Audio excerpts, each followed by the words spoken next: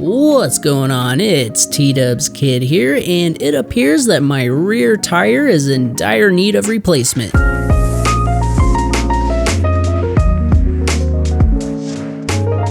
Not too bad though, since the original tire provided me with over 11,000 miles of pure fun. Now, a worn out rear tire does make it a bit easier to drift the TW around gravel corners, but hill climbs become increasingly more difficult. So I purchased an original Bridgestone Trail Wing TW34 as a replacement, and I had nearly forgotten just how much tread was on this thing when it was brand new. Personally, I don't mind the stock tire because I find it gets good traction where I ride, but there are a lot of people who do put bigger ATV tires on the rear of the TW. I'm not really a huge fan of this because it's extremely hard to seat the bead, and I've heard some horror stories of people blowing up the tire. Just be really careful and of course do your homework if you decide to go this route. But anyways, replacing your own motorcycle tires can kind of be a pain to do and will require some special tools. It is definitely just going to be easier to have a shop do it, and usually doesn't cost that much, but replacing it yourself is a great skill to have, especially if you ever get a flat tire on the trail someday. Remember to wear safety glasses if you value your eyes, and you work on your bike at your own risk. Starting out, I'm just gonna mark each snail adjuster position with a Sharpie. This will just make it a little easier when putting it back together. Next, remove the rear brake adjuster wing nut by turning it counterclockwise. Then slide the rod out, being careful not to lose the spring or the cylinder that the rod goes through. Hold the axle with a crescent wrench as you loosen and remove the nut with a 22mm. Remove the nut, the washer, and the snail adjuster, then set them aside. Next, I'll raise the bike up with a motorcycle lift until the rear wheel is off the ground. Push the wheel all the way forward and remove the chain as you spin it around. I'll just rest the chain on a shop rag so it doesn't scratch up my flawless swing arm. Remove the axle with the other snail adjuster and set that aside as well. Then the wheel and tire assembly should slide right out. This is also a great time to check and make sure your brake shoes are in good shape. And check it out, they look like they're almost new. Then I'll just roll it into the garage and set it on an old car tire that I just had laying around. This is to protect the sprocket and brake drum from getting damaged by contacting the ground, and it will also make it a lot easier to change the tire. To change the tire, I'm only going to use tools that I carry on my bike. That way, I will know for sure that I will be able to fix a flat in the middle of nowhere. Here, I have the Motion Pro aluminum bead pros, which act as both tire spoons and a bead breaker as well. Next, I have a Motion Pro Bead Buddy 2, which will make tire changing much easier. To start, I'll use a valve core remover tool that I also keep in my toolkit, and I'll unscrew it to let all the air out. If you don't have one of these, you could always just push on the valve until the tire is deflated. Next, we need to break the beads, so go ahead and grab the bead pros and insert the forked end in between the tire and the rim. Take the levered end and insert it between the fork and under the rim. Press both bead pros together and push down at the same time. And I had to do this quite a few times around the tire to finally break the bead. Once the bead is broken all the way around the rim, flip it over and do the same exact thing to the other side. Also, don't forget to remove the nut that holds the valve stem onto the rim. Unfortunately, the slot on the Bead Buddy 2 will not reach the spokes since the rear tire on the TW is so wide, but it'll still work as you will see here in just a moment. Next, I will grab my set of rim protectors, and these just keep the tools from marring up the paint. I don't carry these on my bike because they would take up too much space and you technically don't need them to change the tire. For tire lube, I'm just going to be using some dish soap and water mixed in a spray bottle. Clip both of them on the rim right next to each other, and then place the Bead Buddy on the opposite side. While pushing the tire down onto the rim with the Bead Buddy,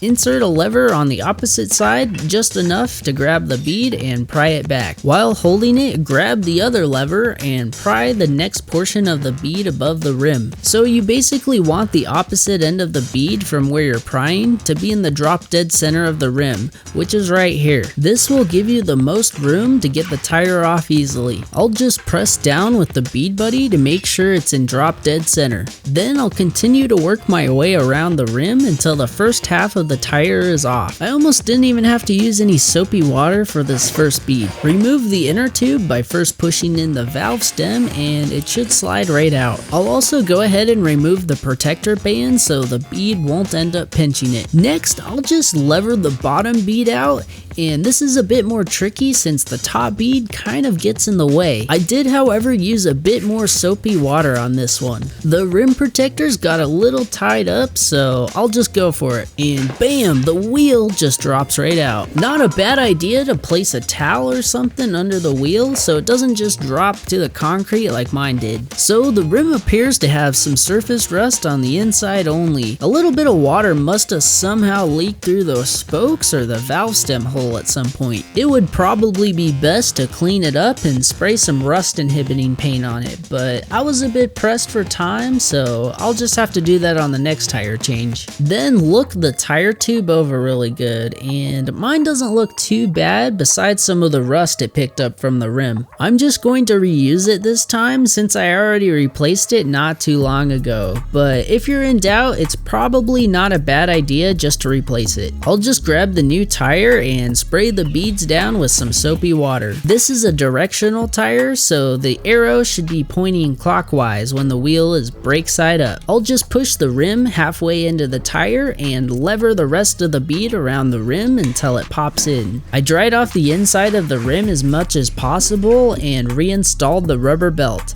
Then I made sure the holes for the valve stem line up. This belt just helps protect the tube from rubbing up against the spokes. Motion Pro actually makes a tool for this that I don't currently have, but it is possible to do it without it. Just takes a little time and the ability to move your fingers into tight spaces. Once you finally got it in, screw the nut on a little bit, but don't tighten it down just yet. Oh, and by the way, the little yellow dot is meant to be close to the valve stem.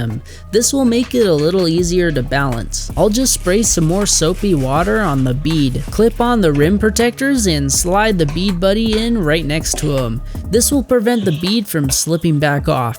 Then work your way around the tire with the levers, moving the rim protectors as you go. Be careful not to pinch the tube with the levers by only inserting them just enough to grab the rim protectors. If it gets really hard and you feel like you're overstretching the bead, make sure the part of the bead that is already on the rim is in drop dead center. Once it's on, I'll remove the rim protectors and spray some more soapy water around both beads so they will see easily. I'll then go ahead and start up the air compressor, and you probably could do this with a bicycle pump, but it would just take a lot longer. While I'm waiting, I'll make sure the valve stem is straight and tighten the nut down just finger tight for now. I'll just temporarily screw the valve core back in since my air hose won't work without it. I'll then just air it up until both beads pop onto the rim.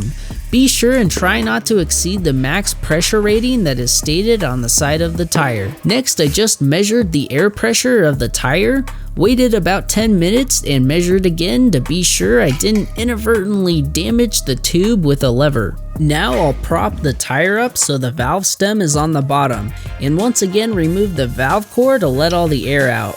This is because I'm trying something new. Balancing beads. These will basically rebalance the tire every time you stop and go again. If you mostly just ride your TW off-road, you probably won't even need to mess with balancing. But I ride at 55 miles an hour for extended periods of time when I'm getting to the trail, and I have always had issues with tire vibration, especially on the front, so I'm interested to see how well these will work. The kit comes with some instructions, a bottle, pocket screwdriver with a valve core remover, a hose, a bag which contains 4 separate bags of beads, 4 special valve cores, and 4 valve caps. Then I'll clip an end off the bottle cap, fill up the bottle with a whole packet of beads, and attach the hose. So this was actually way more difficult than it seemed like it should be. The beads would get clogged up, so I tried a bit of compressed air, but the beads would shoot back out with the air. I finally found that when the beads would get clogged up, you just gotta squeeze the bottle in and out, which causes all the beads to finally fall in. This is definitely a time-consuming task. Once I finally got them all in, I'll shoot a bit of compressed air on the inner part of the valve stem to get any beads that may have stayed on the threads. Then I'll install a special valve core that the kit came with. Of course, don't forget to snug up the valve stem nut with a 12mm. Then I'll fill up the tire to the stock 18 psi and install the valve stem cap. Don't forget to remove any old balancing weights, and I'll just roll it back to the bike. Slide the brake assembly back in, making sure the lever is pointing up, and go ahead and insert the spacer on the other side. Slide the wheel back on the swing arm and slide the brake rod through the lever. Slide the wheel all the way forward and spin the chain back on.